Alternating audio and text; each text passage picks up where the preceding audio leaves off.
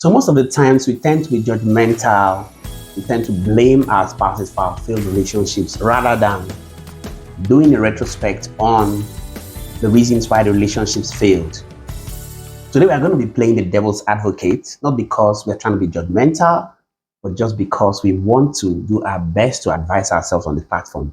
My name again is Moses Variable, and this is Think Tank TV. As usual, it's our Friday relationship. So we're going to be treating the topic with title 5 actions that scare men away. You know, sometimes you're like, he just stopped calling me. I don't know what happened all of a sudden. Do well to subscribe. You want to get informed. You want to know what and where you're getting it wrong. Give us a thumbs up. Do an email to us. Tell us how we can be of service to you. So I'll bring Sister Mercy on set. Sister Mercy is the CEO of Ask Mercy Relationship and Career Affairs. She would help us find out why he stopped calling you. Thank you so much for joining us, Sister Mercy. Thank you. Happy to be here. All right. So we're talking about the 5 actions that ladies exhibit, right? That scares men away. Why do the men stop calling them all of a sudden? You need to help us here. Over to you, Sister Mercy. Okay. This is a beautiful one. One of the reasons or things that will scare a man away is, one, if you as a woman is pessimistic and you have a negative energy around you. No one wants to move with negativity. No one wants to be around negativity. See, energy is contagious. A man will not want his energy to be dropped negatively by his woman. So you want to also make sure that the energy you bring to the table is positive and is something that can also affect his mission, his vision, his assignment, his purpose, and his function. Not when he comes and he tells you, for instance, I want to do this, I want to run this company, or God is calling me to ministry, for instance, and then you're being negative about it. Every word that comes out of your mouth is negativity. He says something, you cannot build him up, you cannot encourage him, you cannot advise him positively. Everything about you is negativity. Hello, that man is going to run away, especially if it is a man that is purposeful. If it is a man that has a vision, has a direction, has somewhere he's going to. When you bring those negativity and rub it upon his assignment, his mission, his vision, in fact, this man is going to leave you. Hello. Remarkable. So ladies, you heard it out there. He's going to run. Yes, you heard it out there that it's already harsh out there. We have a harsh economic reality. Exactly. We have a lot of issues out there as men when we step out. Yeah. We're trying to make things work. We always find obstacles and things that will make us to get discouraged. And the truth is, every man wants his woman to be his number one fan, right? To be his peace. He wants you to. Yeah. So being negative when he tries to come to present his dream, his vision to you, give him every reason why it shouldn't work. It's a perfect reason why he's going to run away. Exactly. So Sister Mercy, tell us the second point, please. Okay. The second thing that will make a man run away from you as a woman is if you talk too much. Some women don't know when to pause. You're talking too much without having time to really listen to the man. There is something we call passive listening, active listening. If you do not carry out what we call active listening with a man, you will only be hearing to respond and not listening to understand. So a lot of women are in relationship with men, they truly don't understand, because a man is looking for a woman who can truly understand him. And the only way understanding can come is through active listening. So we do this a lot in relationship. We hear to just respond, but we don't listen to understand. Point of note. Most of the times you tend to want to portray yourself to be listening. But in actual sense, what you're doing is you're just hearing to respond. Hey, this is what you said to me. Here's my reaction. Yes. Rather than hearing to understand the point the person is trying to make. I don't Rather than listening. Okay. To understand. Because it is only through understanding that you can have a corresponding response. So where there is no understanding, hello, what you'll be responding, giving back to me, who will not be in sync with what I really want to hear. So we have always heard that ladies want a man that listens to them. We've heard that women endlessly. But the truth of the matter is the back end is most women do not understand that men also want a woman who can understand. So let me tell you what happened. Okay. You meet this guy on the first date. You people are out. He wants to get to know you. You start to talk. Hello. You don't even give him time to get to say anything. You tell him about your late mother, you tell him about your village people, you tell him about your best cloth, your best food, your best everything. You tell him about your wedding, the wedding you want to, you tell him how you plan your wedding. Things that are not even related to this, because See, in dating, what is dating? Dating is data collection. In your data collection, you want to listen to the man. And so you went on the date, the man is like, what did I say here? What really happened? This woman doesn't even know Jack. They ask you, what's his surname? You don't know. Where is he coming from? You don't know. What's his best friend? You don't know. And you talk and talk and talk, and he tells himself, if she's like this, what happens when we get to the house? So that man is going to run. After that time, you're calling him, the number is busy. He's not picking his call. You have just portrayed the attitude of talking too much, the attitude of lacking the understanding to actively listen to your man. And a man wants a woman who can truly listen and understand him. Wow, remarkable. So you heard it for yourself. Communication is one of the keys. Even in companies, they talk about the place of communication.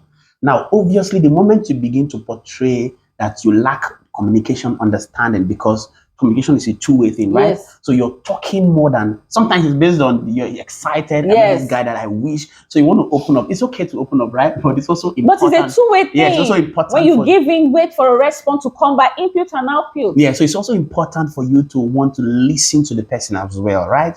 Don't be too rushy about putting out yourself out there, because truth is, you also need to listen to get to know the person you want to delve into a relationship, Exactly. right? So point number 3, Sister Mercy. Okay, point number 3 thing that is going to scare a man away from you as a woman is when you become too domineering.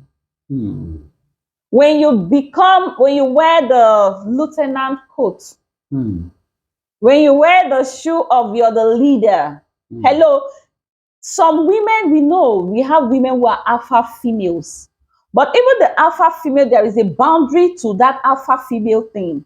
Because the only way a man will respond to you is when he sees the femininity inside of you. See, women, we should enjoy our femininity. We should be able to flow in the ambience of our femininity. So you don't come and want to show a man that you can, in fact, when you enter into this relationship with me, I'm going to be the head. You become very controlling. We have women that are controlling. It is their way or the highway. So you have to do it like this. You have to say it like this. Honey, why is it not like this? Your way is not the right way. My way, can't you look? So they become very domineering. They become very controlling. So once you start to portray that to a man, in fact, at the earliest stage of the relationship, what happens? This man is going to run because God had made him the head. And that's why I tell ladies, do not date or marry a man you cannot submit to.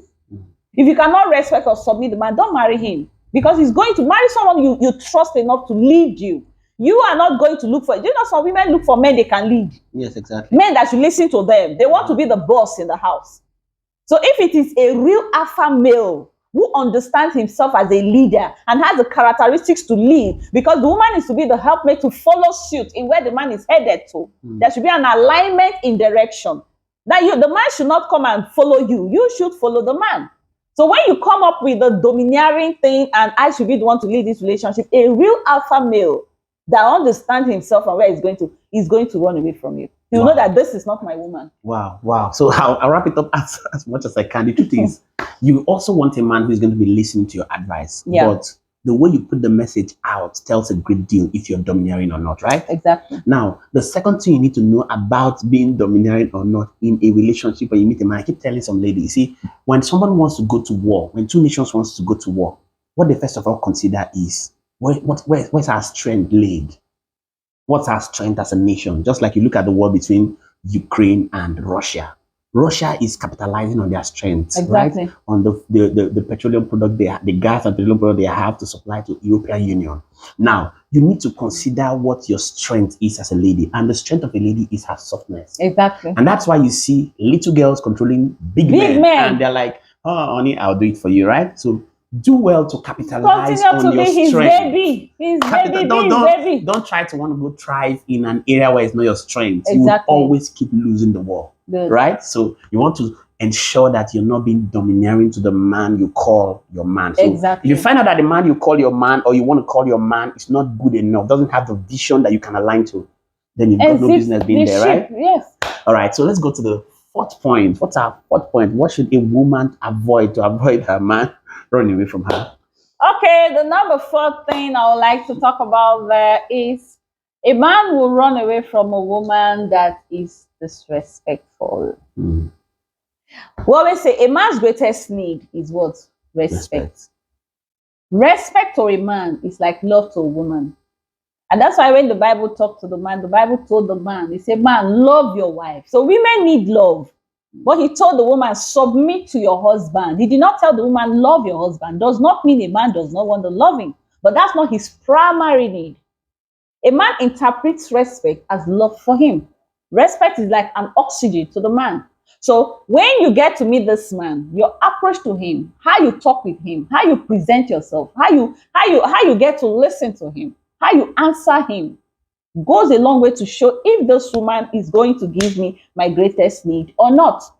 You see a man, for instance, you guys are eating and then let's say food fell from the man's mouth or water poured. The woman does not say, sorry dear, that's a mistake. She was like, are you this careless? Imagine how you're eating. Imagine how you're eating. You see the head. I don't understand. Imagine how you're eating. Imagine how you're holding the food, the spoon. Is that how they hold spoon? Oh God! I see her making it like, oh gosh, please look how you're eating like village men. You understand? You just made this person. That man is going to run away. He'll be like, it has not even gone far. Thank God we are the beginning stages. Let me know how to. Or you say, shut up. Some people use vulgar words, foul words. You tell the man, shut up your mouth. To a person you want to be your man. Shut up, get out. Sometimes even with pidgin English. Shut up, get out, nonsense. See how you did, and the man will be like, this woman doesn't have character. No, the man is supposed to be your king. Approach him like a king. Talk to him like a king. If you don't see a king in him, that means you're not his queen.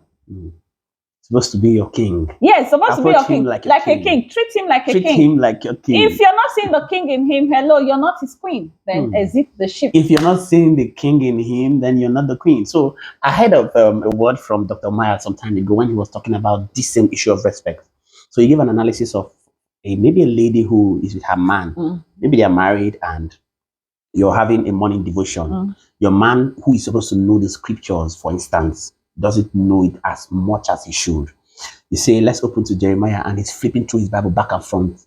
A bad woman will be like, look at it, he doesn't even know. But a good woman will say, come on, honey, go ahead, you'll get it. Yes. Encourage him. Go ahead. After so scriptures, go. You understand? You're trying to encourage him. So that's a different approach from you trying to abuse him by virtue of the fact that he doesn't know where the book of Jeremiah is. So you want to do well to respect the man that you want to call your king. So Sister Mercy, let's go to the fifth point, right? Before we call it day for this. Okay, this fifth one is very interesting. This one scared men away very well. You see a man that wants to marry you, or the man is talking to you in that direction. You come up too strong, and then you become overly desperate to marry this man. You go and build castle in your head, like you marry the man before you're even married to the man. You have concluded this man already in your heart because you see futures in him. You like the man is in sync with your ideal man. He belongs to the beard gang thing, the hair and everything, the macho everything. And then as you see him, you say, I've met my husband. This is it. And then you start to push him towards getting married to you very fast. You must marry me. What is it? And then as you're doing that, what happens? It shows also your character. You start to monitor him. The man is online. He's not talking to you. For instance, he might be doing something like, who is that guy you're talking to? What are you doing online? He calls you or you call him. He doesn't pick. You start to bombard his phone with calls. Why is he not picking? Maybe he's with a woman. Oh, this is my husband. You just unnecessarily put the man in pressure. A man that is yet to even conclude if you're the one. You conclude it and you chase him and you pursue him and you marry him first of all in your mind. You push him. When I see my mother, when I see my father, when are you see? In fact, come. That man will be like, are you the one to marry me? I'm the one to marry you. Wow. Before you know, the man is on his heels. Wow. He has gone. So calm down, sister, calm down. Okay. A lot of women have done that. All right. So that's like forcing a man to want to love you when perhaps it's not in. It's not in. You're forcing the love. You beg him. See, you chase the love. See, anything you have to chase is running away from you. So the truth is, the point is, it has to be mutual. It has to be. You don't try to force it beyond what it should be. You don't beg him. Now, truth is, some people get into a relationship and get into love. Their energy is different from some other people. For some people, the first day they meet you, boom, they're there. But for some people, they take out their time, right? So if you guys are not on the same energy level, love takes time to grow. Yeah. Allow this thing to grow. Allow this thing to mature. Build friendship. I tell people, see, The marriages that have stood the test of time. Now, I'm not talking about those who are olden days father. We're out of that era. And marriages that are built on the foundation of real, genuine friendship. Marry your friend. Build communication. It's not hasty. Whatever you rush into, you're going to rush out of it.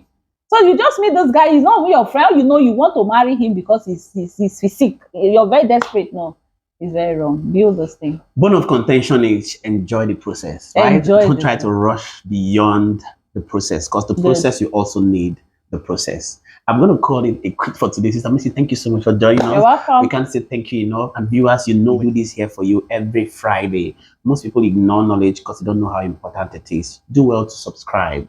Subscribing to our station doesn't cost anything.